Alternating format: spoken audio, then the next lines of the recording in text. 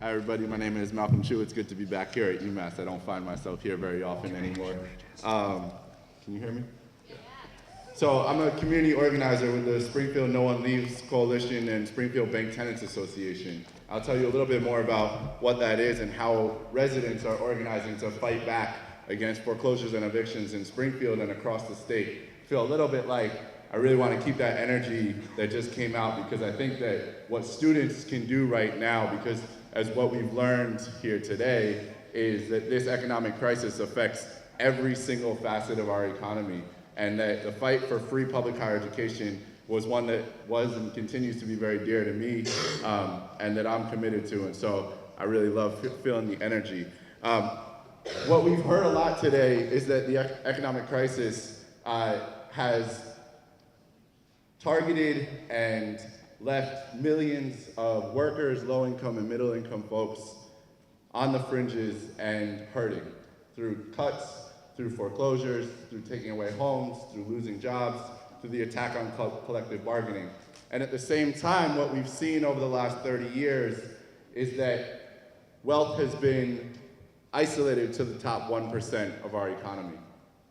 And as a result of that, we also find ourselves amidst one of the largest growing crises in American economic history, the foreclosure crisis, that continues to expand. So I don't think I have enough time to really go deeply into the deep roots of the foreclosure crisis. But to just summarize a little bit, over the last 30 years, as wealth became more and more isolated among the top 1%, large financial institutions in this country began to engage in a new lending market called the subprime lending market. And the subprime lending market essentially was targeting residents and individuals who historically were either disenfranchised and unable to access home loans to purchase homes, or who traditionally would not qualify for mortgages and loans. And between 1994 and 2007, the market for subprime loans grew from $35 billion to $1.3 trillion.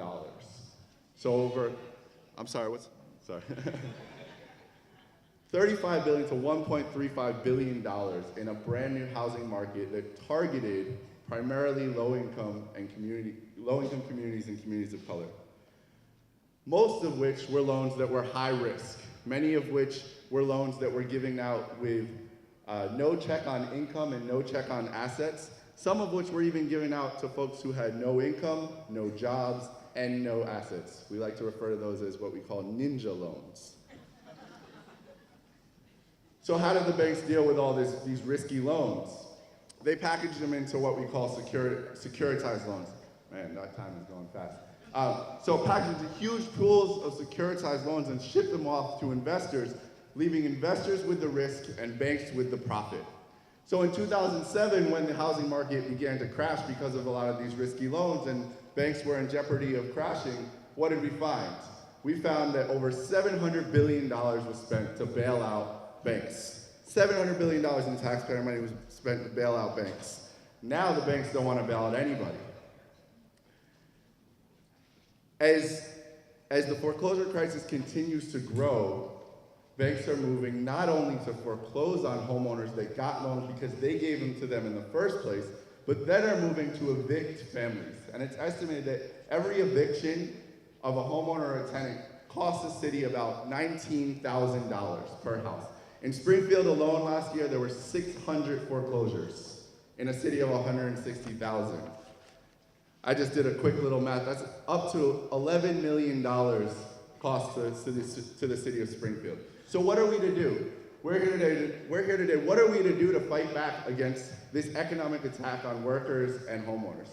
In Springfield and across the state, what we're doing is we're organizing residents most directly affected by the foreclosure crisis. We're organizing tenants, we're organizing homeowners to fight back, to stay in their homes, to not leave, to demand principal reduction, and to demand that banks stop foreclosing and evicting families no fault, leaving homes vacant and families homeless. And instead, our demands are very simple.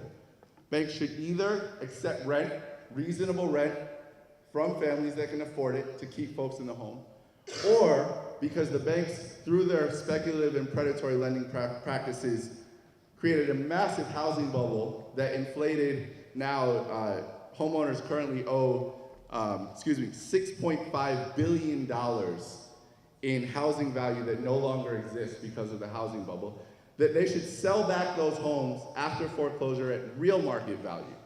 They should reduce principal after foreclosure and before foreclosure. We're even, in our demands, are making a stipulation that banks can take what's called equity appreciation. If the value goes back up, the banks can share some of that value. But the banks created this crisis. They created the housing bubble that led to the foreclosure crisis. And now, where they wanted bailouts 3 years ago, are saying they have no responsibility and that all the responsibility falls on homeowners. So just as Dale earlier talked about how powerful unions are when we stand together, throughout the state, in 9 different cities in Massachusetts, we're organizing what we call bank tenant associations. And bank tenant associations are unionized associations, essentially unionized associations of homeowners and residents that are organizing to demand negotiations with the bank and demand that the banks stop putting profit before people. And that's the message through all of this, is that our economy needs to be about people, not about profit. So I know that this was a very, I'm being called off the stage. If you're interested in more information, you can visit springfieldnooneleaves.org. It's at the forefront of the foreclosure crisis. We encourage you all, come on down to Springfield and help out in building this movement. Thank you.